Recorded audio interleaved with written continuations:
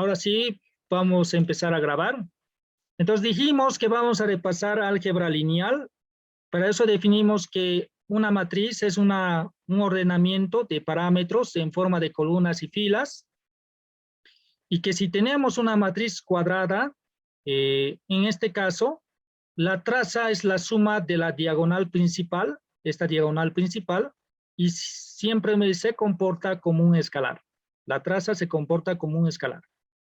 Bien, entonces vamos a hablar ahora de la suma de matrices. En este caso, para sumar matrices, nosotros si queremos obtener una matriz B, una matriz C, que es igual a estos parámetros, y tenemos también una matriz B, una matriz D, que es igual a esos parámetros, pero no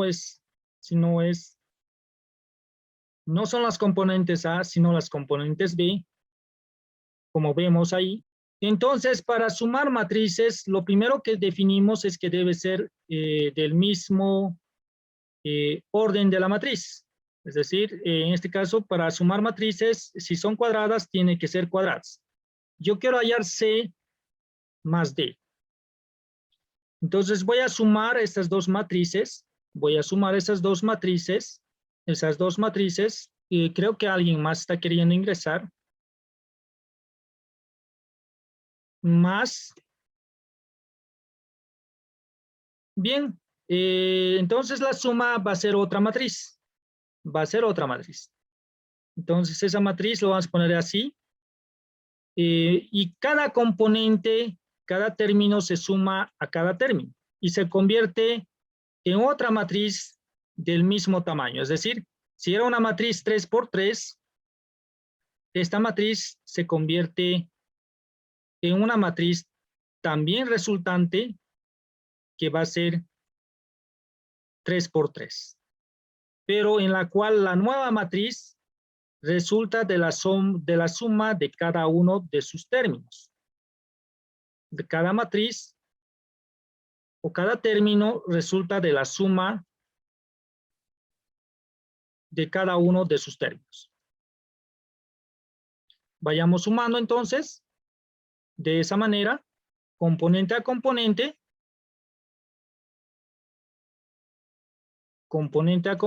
tendríamos la suma de esa matriz nueva, que la vamos a llamar matriz E. Entonces se forma una nueva matriz del mismo tamaño que la matriz original o de las matrices originales, 3 por 3, y la resultante también es una matriz 3 por 3.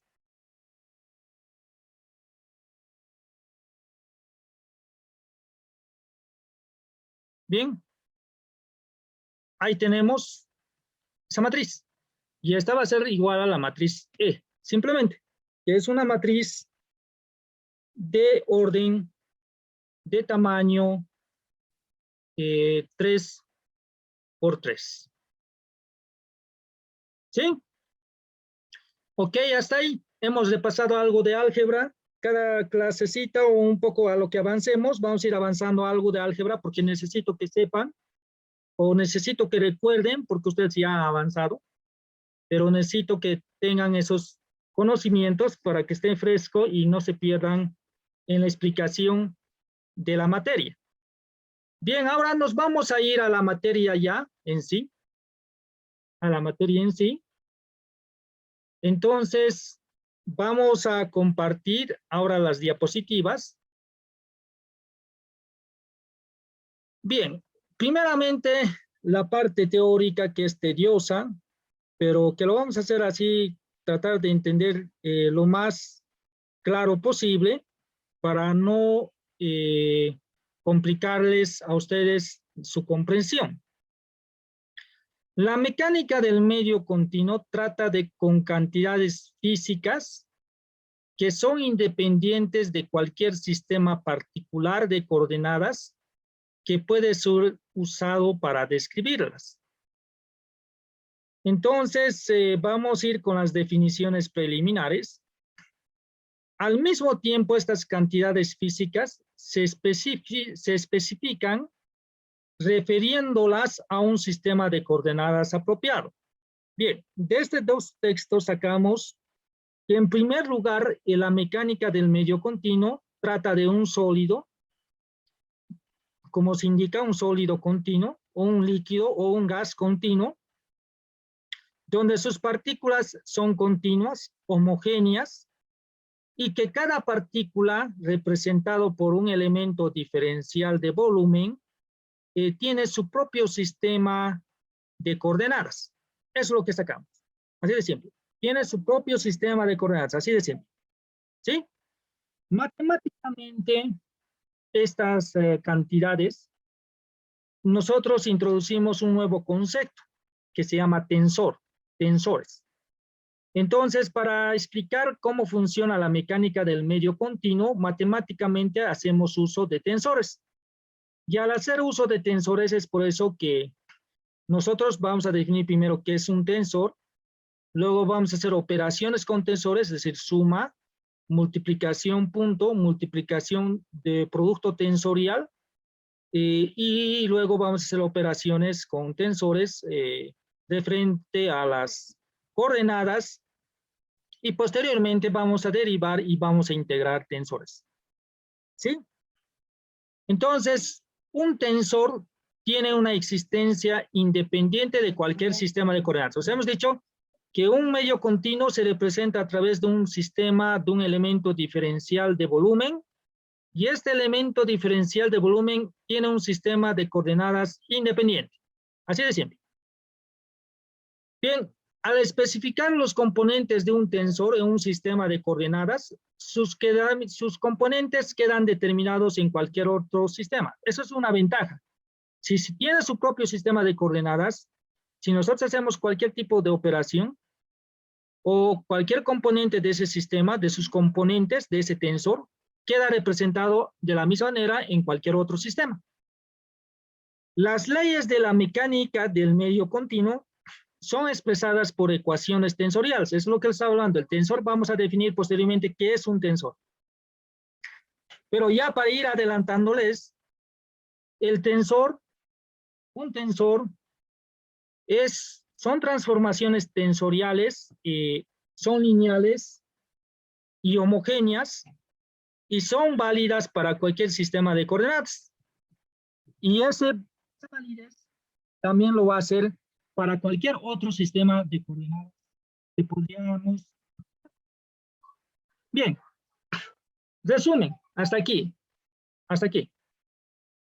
Lo que quiero decirles es que el medio continuo es un sólido, un líquido, un gas, donde sus partículas macroscópicas se considera como un continuo, macizo, homogéneo, deformable, donde se puede aplicar ecuaciones continuas y además desde el punto de vista macroscópico, no desde el punto de vista microscópico. Nosotros analizamos cualquier material en este punto siempre desde el punto de vista macroscópico. Ya considerando desde el punto de vista macroscópico, nosotros no consideramos la apertura óptica en la cual existe poros o discontinuidades. Bien, nosotros sabemos que cualquier material está compuesto por una naturaleza molecular. Por lo tanto, lo que nos interesa en este punto del concepto de la mecánica o del medio continuo, en este caso ya vamos a definir qué es un medio continuo, es solamente verlo desde la parte macroscópica, verlo de lo grande, no de lo micro, no de lo pequeño. Por favor, si me permiten, un ratito voy a parar ahí. Voy a parar porque estoy grabando la expresión y aquí tengo mucho ruido. Entonces voy a parar un ratito. Un ratito voy a parar, por favor, permítanme, denme un minuto.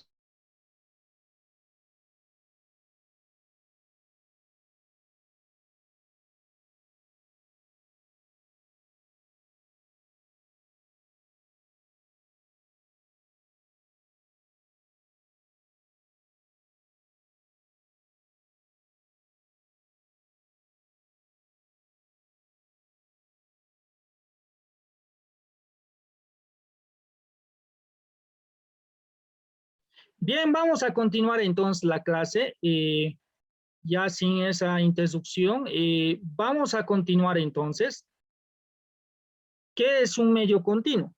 Entonces, en este concepto de medio continuo de la materia, está postulado, es el postulado fundamental de la mecánica del medio continuo. Dentro de las limitaciones para que es válida la suposición del medio continuo, simplemente es el microscópico, ¿no? Solo consideramos lo macro. Este concepto proporciona la base para estudiar de manera semejante el comportamiento de sólidos, líquidos y gases. Por lo tanto, las cantidades como tensión y desplazamiento se consideran funciones continuas para intervalos de coordenadas de espacio de tiempo, coordenadas espacio-tiempo. En este caso, los conceptos, como les dije, físicos, se puede aplicar al modelo matemático sin inconvenientes. Bien, vamos a definir ahora qué es un material homogéneo, qué es un material isotrópico, qué es densidad de masa, qué es fuerza de masa y qué es fuerza de superficie.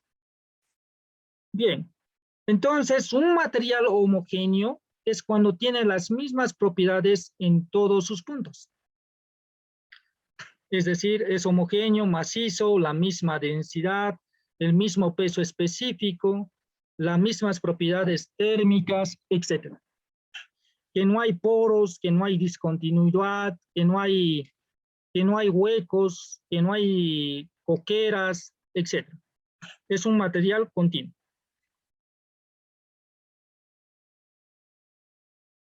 ¿Qué es un material isotrópico? Un material es isotrópico cuando esa propiedad es la misma en todas las direcciones en un punto. Bien, para esto ahora vamos a ir a nuestra pizarrita. Ahora sí vamos a definir.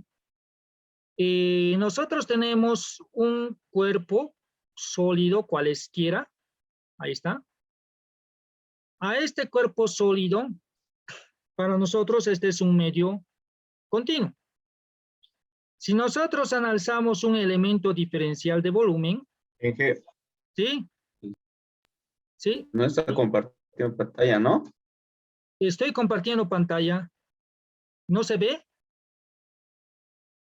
No. Bien, voy a compartir. Se ha quedado en la diapositiva. Voy a compartir. ¿Ahora sí se ve?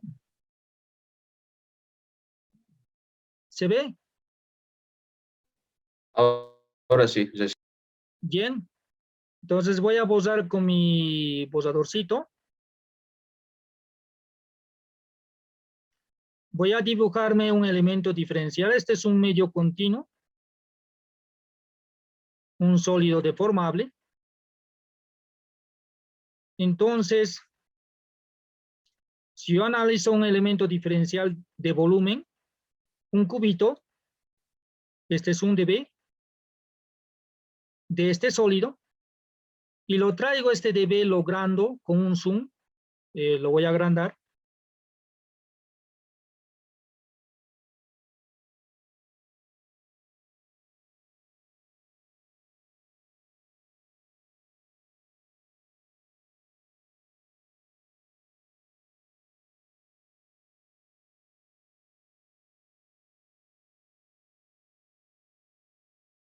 Bien, ahí tenemos. Voy dibujando el cubito grande.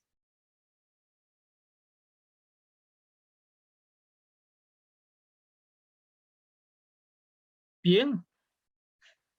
Ahora lo voy a poner coordenadas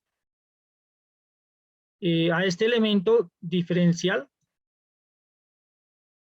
Lo voy a poner coordenadas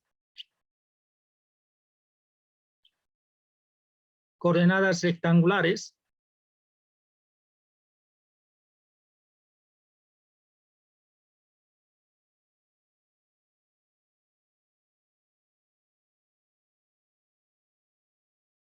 Ahí está.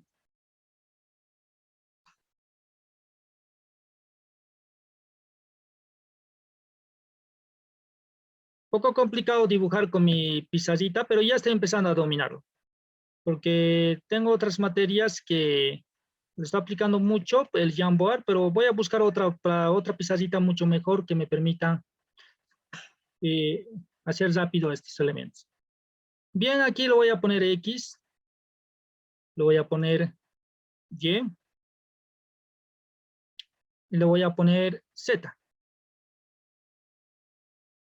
Bien, entonces tengo este dB, este es un dB, este es un elemento diferencial de volumen de ese sólido. Bien, la isotropía, primero lo homogéneo, es decir, lo homogéneo que esta partícula y todas las partículas que conforman este sólido es continuo, es decir, está conformado por un elemento continuo y se puede representar a través de funciones continuas, no hay discontinuidad, no hay poros, etc.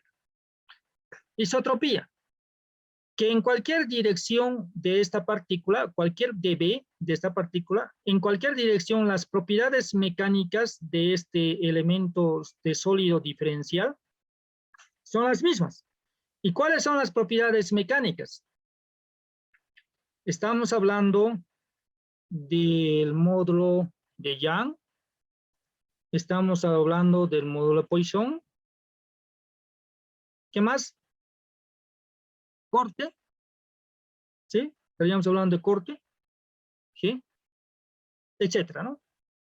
Es decir, que el módulo de Young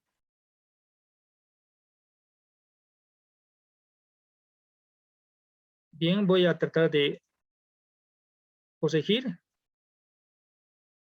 son las mismas. Es decir, en todas las direcciones, estos tres elementos son las mismas. Es decir, EY, módulo de Poisson y GY son las mismas. Igual aquí.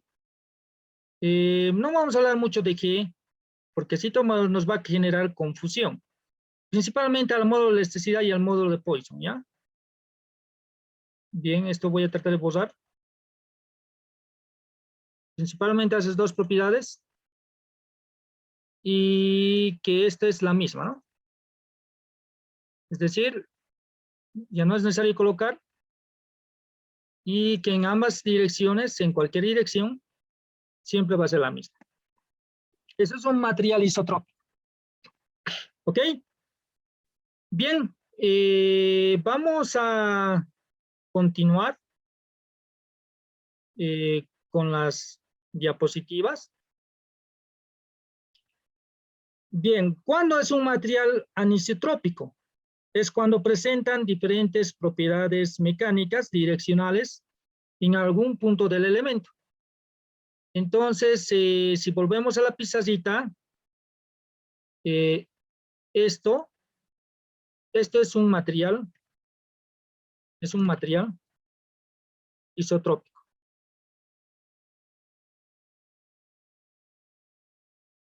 Este es un material isotrópico. Bien, ¿se entiende eso? ¿Hasta ahí? ¿Se comprende el concepto?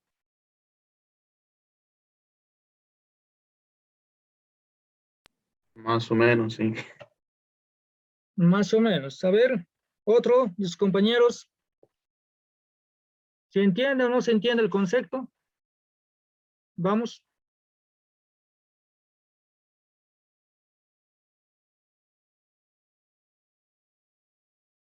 Sí se entiende, Inge. Bien, otro de sus compañeros se entiende, ¿no? Bien. Vamos a continuar entonces la presentación y vamos a irnos al siguiente punto, el concepto de densidad de masa. Nosotros sabemos que en este elemento diferencial, ese pequeño volumen, de este volumen que estamos hablando de B, nosotros podemos definir que en este pequeño infinitesimal de volumen, la densidad, simplemente, la densidad no más la densidad, que lo vamos a llamar, a ver, aquí voy a escribir con, esta vez con lápiz, que la densidad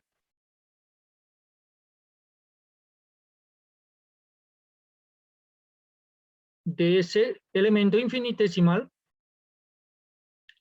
es simplemente la relación de un incremento, es la relación de su masa, de un incremento de la masa de ese volumen sobre la relación de su volumen, sobre un incremento de volumen. Bien, ese es el concepto.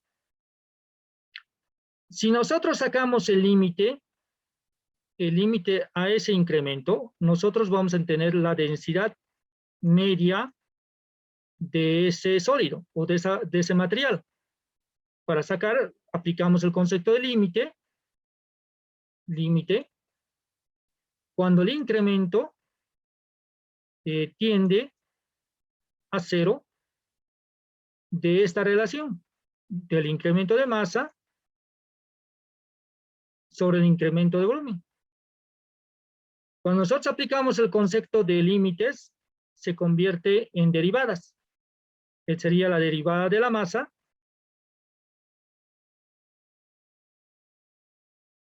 sobre o relacionado inversamente proporcional sobre la derivada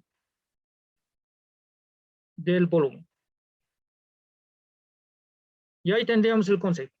Ya haciendo un análisis infinitesimal, un análisis de unidades, perdón, nosotros vamos a tener que la densidad está representada por unidades de masa sobre volumen. Y eso significa kilos, metro cúbico,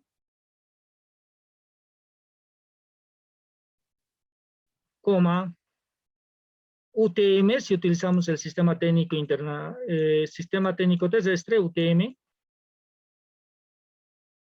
metro cúbico, libra, pie cúbico, libra,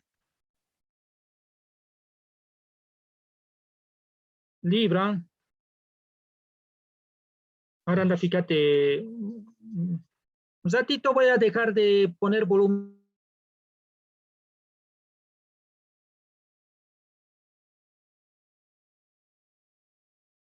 Bien, vamos a continuar, libra, pie cúbico.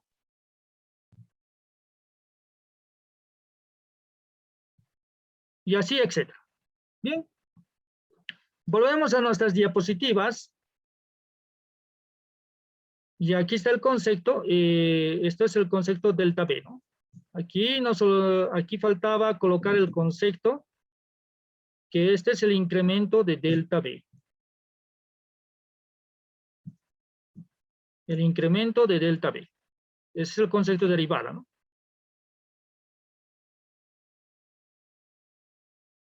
Delta B.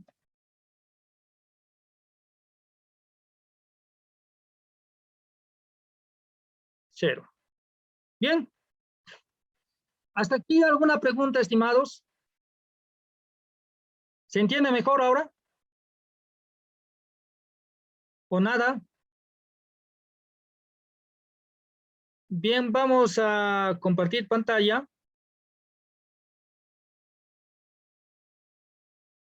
Bien, vamos a continuar con la fuerza de masa.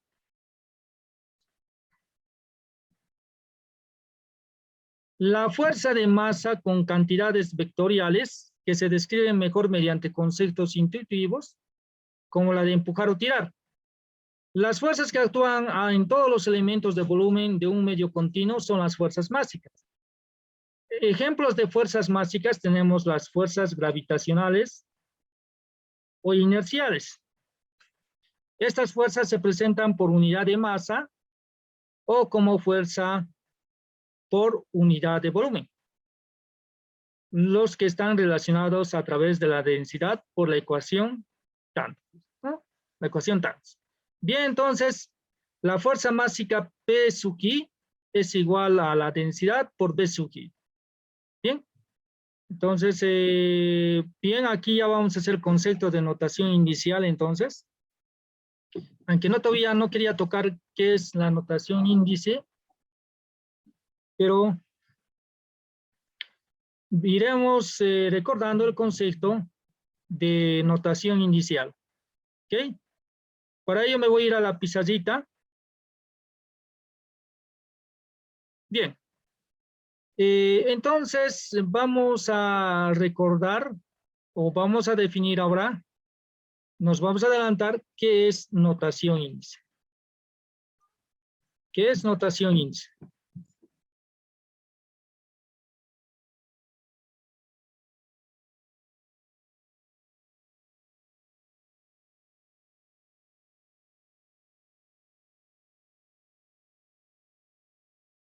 Bien, vamos a continuar. Entonces, vamos a ver que nosotros conocemos este símbolo de sumatoria, sigma, desde I1,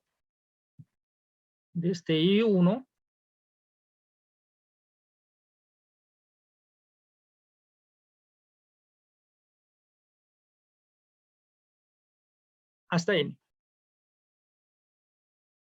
Si nosotros decimos hasta N, esta sumatoria se convierte en 1 más 2 más 3 más 4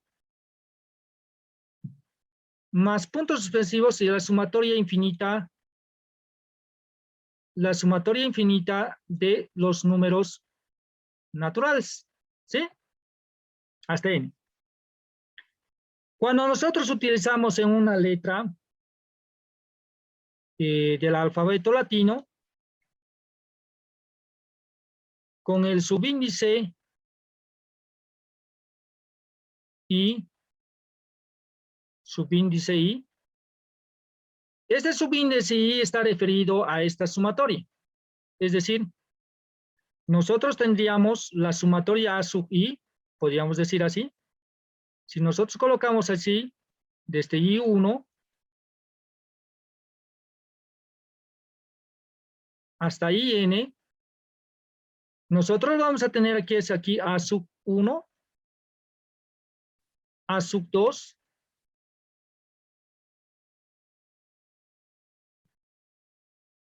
A sub 3,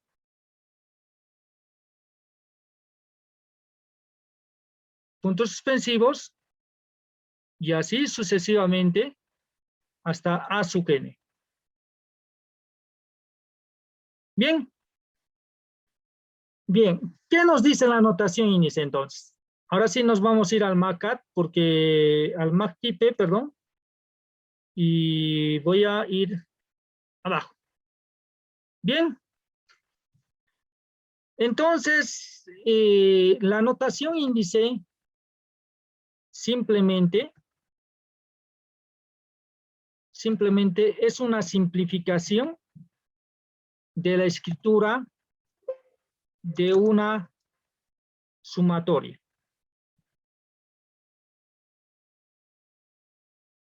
Entonces, es una simplificación. Si nosotros tenemos esta sumatoria desde I1 hasta N, de A sub N, nosotros podemos prescindir de la sumatoria y simplemente colocar A sub I, perdón, simplemente colocar esto, A sub I. Y para nosotros, ¿qué va a significar A sub I? B sub I, ¿qué va a significar? Que B sub I simplemente es una sumatoria, es la sumatoria de B con subíndice 1 más subíndice 2 más subíndice 3 más puntos suspensivos B sub n. Esta simplificación Entonces, si decimos C sub I, ya no es necesario desarrollarlo, porque ya sabemos que significa una sumatoria. O si colocamos D sub I, se supone que estamos hablando de notación índice, que eso es una sumatoria. ¿Se entiende? ¿Esta partecita se entiende?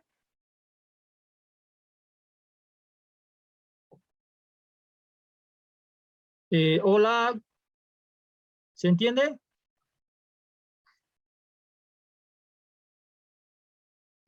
Bien.